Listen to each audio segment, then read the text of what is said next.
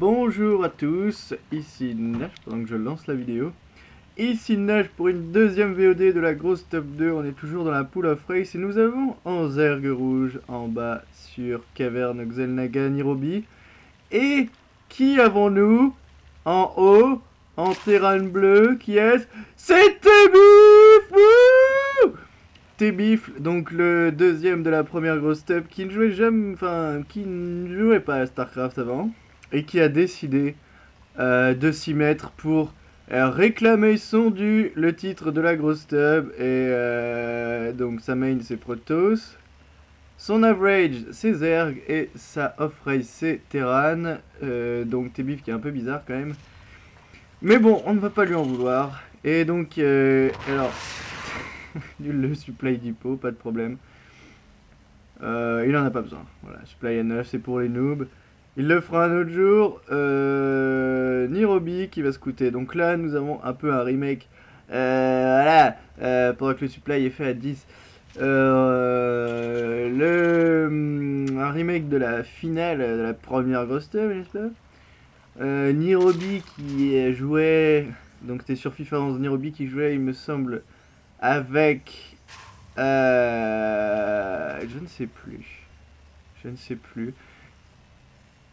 Peut-être l'Uruguay. Peut-être l'Uruguay. Il y a des chances. Et il me semble en tout cas que Tebif le jouait avec la Hollande. Et que c'était un match extrêmement serré.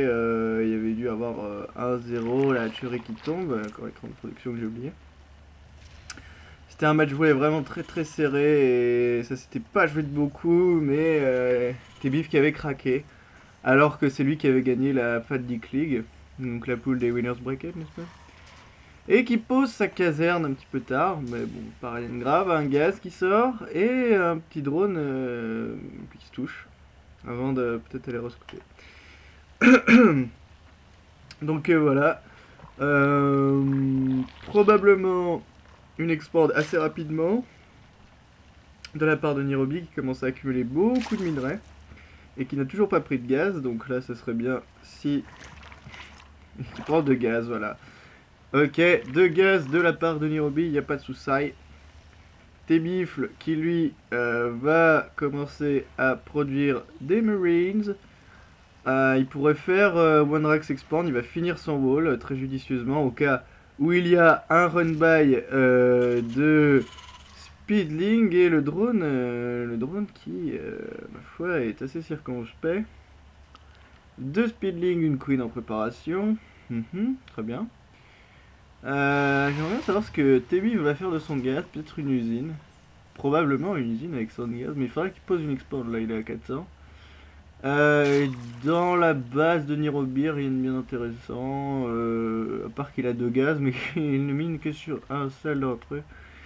Et un map control pas dégueulasse de la part de Nairobi, alors que celui de Tebif est totalement inexistant, il ne voit même pas ce qui se passe devant chez lui. Vous voulez savoir ce qui se passe devant chez lui?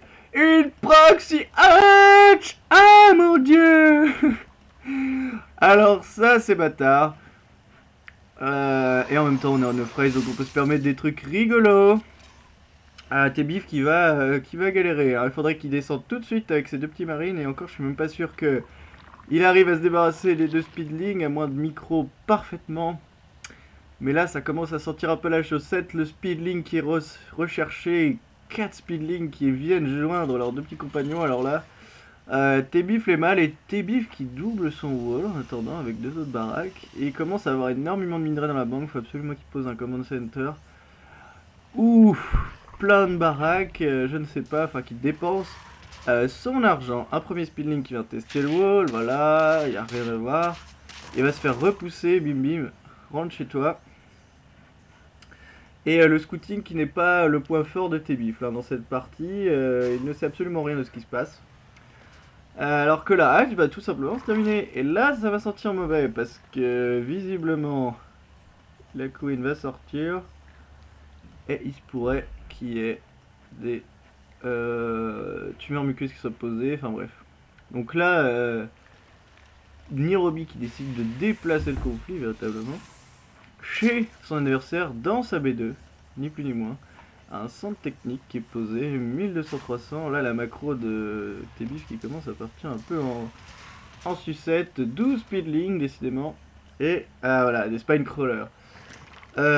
Donc là, si Tbif est un peu attentif, il devrait pas tarder à avoir le creep en face de chez lui, mais ce n'est pas le cas.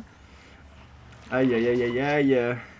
Seulement 4 marines et 3 baraques, ça va être tendu, d'autant plus que les spine crawlers vont commencer à fleurir. Chez Nairobi, un 3ème spine crawler, et là je pense que... Ah voilà, Tbif voit le creep. Là il voit le creep, il faut qu'il s'alarme, il faut qu'il fasse quelque chose, mais si on se met dans la caméra de Tbif, qu'est-ce qu'il fait? Il regarde son Engineering Bay pour rechercher le plus 1 d'attaque.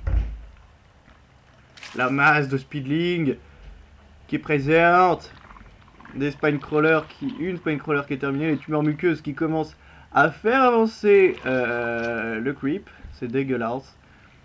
Là je pense que ça va être compliqué quand même pour Tbif, le speedling qui va se faire repousser, et là je pense que Tbif commence à réaliser, et dis donc, il y a quand même pas mal de creep. Ah oui, là effectivement il a réalisé. Dans sa caméra il doit paniquer au niveau des APM. Oh il s'affole pas, il est serein. Il est serein, mais enfin bon. Et le scan, oh là là, le scan qui révèle l'ampleur du désastre. Les petits marines qui sont bien planqués derrière leur wall, mais là, la spine crawler, culé. On sent qu'il l'a mauvaise.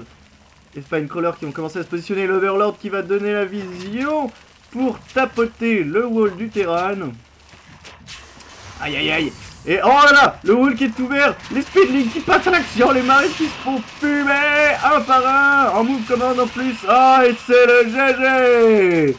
Magnifique partie de la part de Nairobi qui, pendant ce temps-là, avait pris sa B2, sa vraie B2, pas celle de son adversaire. Et voilà, donc Nairobi qui nous montre qu'il n'est pas en reste en Zerg, il a de l'idée, il est chaud. Et même s'il a un peu commencé la compétition du mauvais pied, là il en veut, il a la rage de vaincre. Et quant à lui, Tbif nous a montré que son off-race, c'était son off-race, hein, il avait des petits soucis pour gérer tout ça. Mais bon, je suis sûr qu'il va s'améliorer et qu'il ne sera pas en reste pour le reste de la compétition. Je vous remercie d'avoir regardé cette vidéo et je vous dis à très bientôt pour de nouvelles VOD de la grosse table 2.